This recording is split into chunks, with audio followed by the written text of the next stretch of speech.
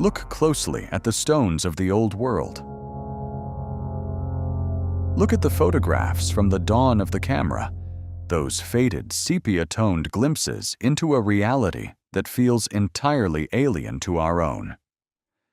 When you stare at the grand, imposing architecture of the 19th century, a quiet, haunting dissonance begins to creep into your mind.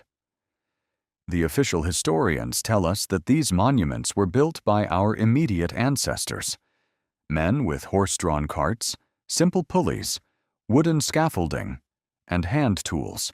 Yet, when you truly look at these structures, they are too grand. They are too precise.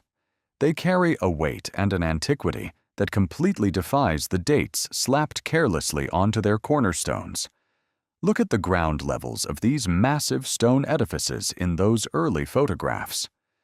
Notice the streets, often eerily empty, devoid of the bustling crowds one would expect around such monumental civic centers. And then, look at the windows. Look at the grand arched windows on the ground floors that are inexplicably cut off, half buried beneath the dirt of the street level. Entire first floors suffocating in the earth, hinting at a forgotten catastrophe, a massive movement of land and mud that swept through the world and buried the true foundations of our past. We are told they built them this way. We are told they intentionally designed dark, subterranean floors with grand windows staring directly into the dirt. But your eyes know the truth. You're looking at a buried world. If we dare to accept this forbidden premise, that this magnificent, impossible infrastructure was not constructed by a horse and buggy generation, but was rather inherited, claimed, and repurposed by them, a much darker, much more terrifying question immediately emerges from the shadows. Think about it. If you suddenly inherit a sprawling, fully furnished mansion, the very first question you must ask yourself is, where is the original owner? What did the new inheritors of this earth do with the people who were already living inside these magnificent cities? To answer that, we must look at the greatest, most audacious cover-up in modern architectural history. The orchestrators of this new age needed a reason to explain why they possessed hundreds of colossal, palace-like structures that they did not build. And more importantly, they needed a place to put the millions of voices that remembered the old world. The official narrative calls it a grand humanitarian revolution. They tell us that in the year 1854, a psychiatric reformer named Dorothea Dix and a physician named Thomas Story Kirkbride revolutionized the care of the mentally ill. They tell us that the Kirkbride Plan was published, and overnight it supposedly inspired the sudden, frantic construction of colossal, palatial asylums across the United States to rescue the madmen from local jails and poorhouses. But stop and do the impossible math. Step away from the textbooks and think about the physical reality of construction. In a mere 15 years following this supposed mandate, hundreds of these gargantuan complexes appeared across the American landscape. These were not simple wooden shelters. These were sprawling Gothic fortresses of brick and carved stone. We are supposed to believe that a society still relying on animal labor and rudimentary tools suddenly quarried millions of tons of stone, transported them across muddy, unpaved landscapes, and built thousands of intricate vaulted ceilings. We are told they simultaneously installed miles of built-in, cutting-edge steam heating pipes, laid complex subterranean ventilation shafts, and perfectly engineered intricate gas lighting systems in hundreds of locations all at once. The logistics of undertaking just one of these megastructures today, with modern diesel cranes, laser leveling, and digital blueprints, would take years and billions of dollars. Yet, we are expected to believe it was done hundreds of times over, simultaneously, with chisels and wooden wagons. And the lie shatters entirely when you realize this was not merely an American phenomenon. exact replicas of these impossible structures, buildings identical in their massive scale, their ornate architectural language, and their supposed psychiatric purpose, opened simultaneously across the entire globe. Gladesville Hospital in Sydney, Australia, miraculously opened its doors in 1838. The Yarra Bend Asylum, also in Australia, appeared in 1848. Sunnyside Hospital in New Zealand was operational by 1863. France, Great Britain, and South America all suddenly boasted the exact same colossal asylum architecture at the exact same time. Pause and let the sheer impossibility of that sink in. These grand, complex facilities were supposedly designed and erected decades before mass communication, before the telephone, before standardized international architectural sharing could ever coordinate such a perfectly synchronized global undertaking. How did isolated colonies at the edge of the world build identical Gothic mega-hospitals at the exact same time as the Americans and the Europeans? They didn't. They weren't building them. They were finding them. They were excavating them. They were retrofitting them. These buildings were inherited. But the new rulers of this realm did not need them to serve as palaces or train stations or centers of advanced learning. They needed them to serve as cages. They needed them for a very specific, very dangerous type of prisoner. Breathe for a second. Let the weight of the 19th century settle around you. Walk the echoing cavernous halls of places like the Willard Asylum in New York, or the towering bat-wing structure of the Danvers State Hospital in Massachusetts. These fortresses were designed to hold thousands of human beings. And the chilling reality is that the very moment they opened their heavy iron doors in the 1860s, they filled up, silently, quickly, without any apparent demographic explanation. Where did this sudden, massive influx of supposedly insane individuals come from? If you dare to venture into the dusty, forgotten basements of these institutions, if you open the brittle, leather-bound medical ledgers of the 1860s and 1870s, you will find the intake records, column after column, written in fading, cursive ink, listing the names of the incarcerated. And next to their names, under the column for their official medical diagnosis, you will see one word repeated with terrifying frequency: nostalgia. Today, we use the word nostalgia to describe a fleeting, bittersweet fondness for a childhood memory. But in the mid-19th century, the medical establishment classified nostalgia as a severe, legitimate mental illness. It was grounds for permanent institutionalization, and its clinical definition in the medical texts of the era is enough to freeze the blood in your veins. They defined nostalgia as the uncontrollable desire for a home that no longer exists. Read that again. The uncontrollable desire for a home that no longer exists. This was not a metaphorical homesickness. This was a mass psychological mourning. Thousands upon thousands of adults were being dragged in chains into these colossal stone buildings, locked behind heavy iron doors, and subjected to torturous treatments simply because they were grieving a reality that had been wiped away. To understand what they were mourning, you must look at the maps from that exact same bloody decade. The timeline is a brutal, undeniable confession. Look at the prestigious German Steeler Atlas of 1860. Right there, stretching massively across the landmass of Eurasia, proudly detailed with its own borders, cities, and distinct geographical identity, is the sprawling civilization of Tartaria. It was recognized. It was documented. It was real. But watch what happens as the decade progresses. As the asylums fill to bursting with patients diagnosed with the crime of memory, the maps begin to change. By the time the 1880 edition of the Steeler Atlas is published, the empire has been deleted. The borders are erased. The name is wiped from the paper.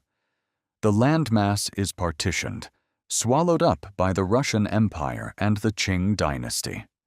A massive, globally recognized civilization was scrubbed from the official record of human history in less than 20 years. The connection is absolute, and it is terrifying. While the empire of Tartaria was being violently deleted from the maps and textbooks of the world, the survivors, the people who actually remembered it, the people who knew the truth of the old world, the people who cried out for a home that the new order claimed had never existed, were systematically hunted down. They were labeled lunatics. They were diagnosed with nostalgia, and they were locked away in the very stone fortresses their people had likely built. They were buried alive in the inherited architecture of their own stolen world, silenced forever by the hum of the new steam radiators and the hiss of the gaslight. But an empire isn't just made of its adults. The adults are the memory, but the children are the future. If you're going to completely overwrite the history of the world, if you're going to steal an entire global infrastructure and claim it as your own, locking up the parents is only half the job. What do you do with the heirs to the old world? To find the answer, you must turn your gaze away from the grand Gothic towers of the asylums and look to the iron rails stretching out across the dust. Listen to the deafening, mournful shriek of the steam train, whistle cutting through the silence of the American continent. Between 1854 and 1929, the orchestrators of this new society initiated one of the most bizarre, disturbing, and unexplained demographic shifts in recorded history. They loaded approximately 250,000 children onto trains. They called them the orphan trains. For over 70 years, they systematically shipped 250,000 children from the eastern seaboard of the United States deep into the vast, unforgiving rural interior of the continent. The official historical narrative, the one printed in the textbooks, tells us a heartbreaking but sanitized story. We are told these children were the tragic byproduct of intense urban poverty, that the streets of New York and Boston were simply overflowing with the abandoned offspring of desperate immigrants. They tell us that philanthropic organizations, led by figures like Charles Loring Brace, organized these trains out of the goodness of their hearts to give these street urchins a chance at a new life of honest farm labor in the West. But once again, you must step back and do the math. The statistics of urban poverty in the mid-19th century, no matter how severe, simply could not naturally generate 250,000 completely unattached, untraceable orphans. Cities like New York did not have the population density or the mortality rates required to produce 250,000 children with absolutely no family ties, no extended relatives, and no community to claim them. So where did an army of 250,000 children come from? The chilling truth lies hidden in the logistics of how these children were processed. If you trace the roots of the orphan trains, if you look at the intake and triage centers where these children were gathered, sorted, and prepared for their journey into oblivion, a horrifying pattern emerges. The staging grounds for these nameless orphans frequently shared the exact same sprawling complexes, the exact same architectural megastructures that were simultaneously receiving the new adult inmates of the psychiatric asylums. They were processing the destruction of the old world under one roof. The parents were sent to the wards. The children were sent to the trains. And look closely at the children themselves. Look at the surviving records of the orphan trains. A staggering percentage of these children did not possess last names. They were entirely stripped of their lineage.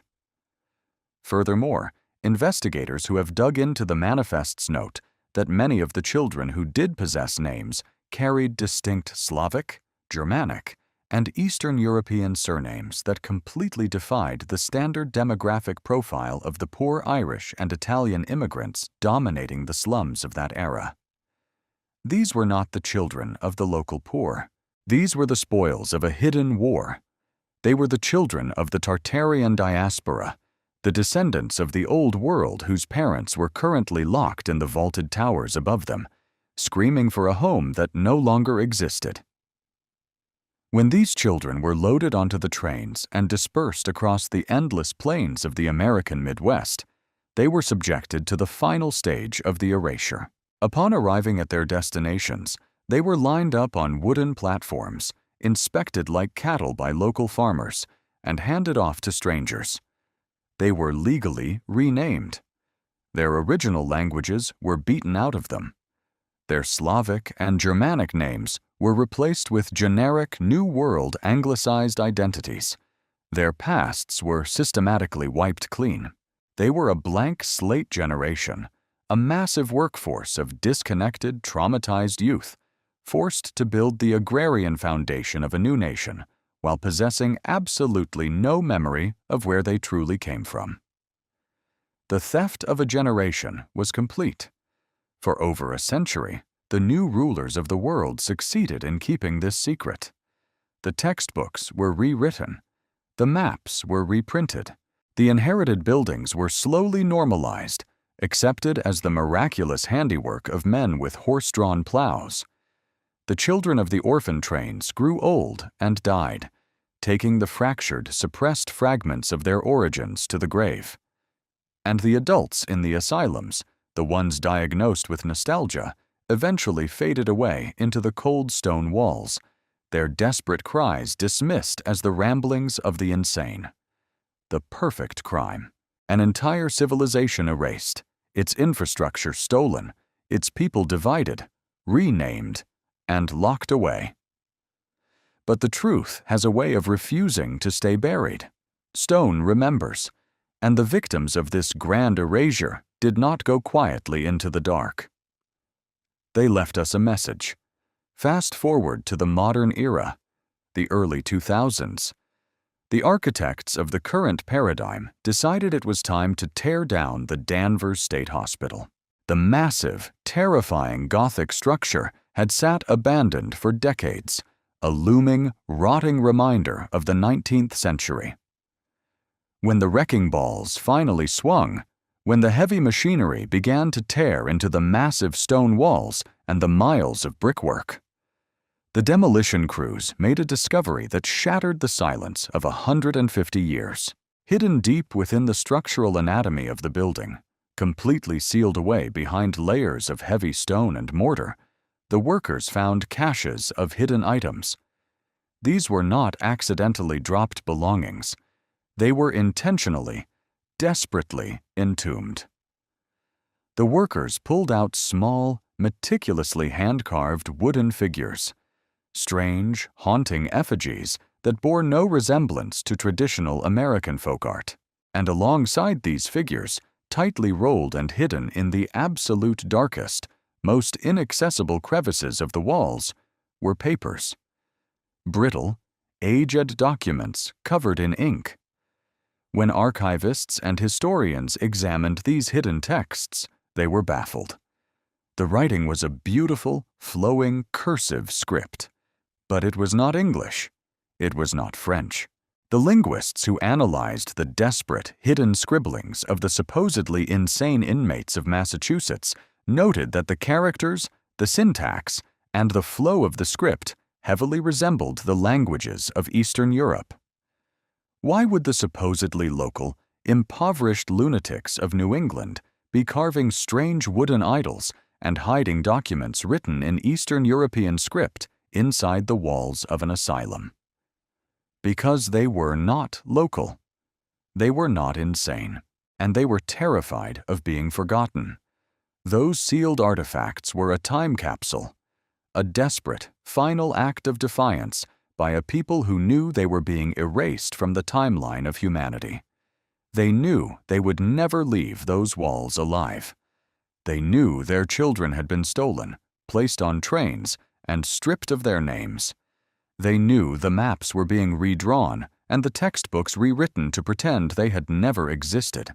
So, they took the only canvas they had left, the very stone cages built to silence them, and they hid the proof of their culture deep inside the walls, praying that one day, long after their captors were gone, the walls would fall and someone would finally hear them.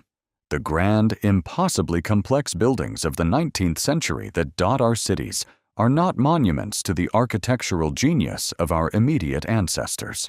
And they are certainly not monuments to a sudden, miraculous wave of humanitarian charity. Look at them again. Look at the heavy iron gates. Look at the towering brick walls. Look at the sunken, buried windows staring blindly into the dirt. They are cages. They are massive, inherited prisons, repurposed by the victors of a hidden war. They were built to contain and silence the diaspora of the Old World. They stand as silent, towering tombstones, marking the exact locations where they locked away every last survivor who remembered the glory, the reality, and the tragic fall of Tartaria.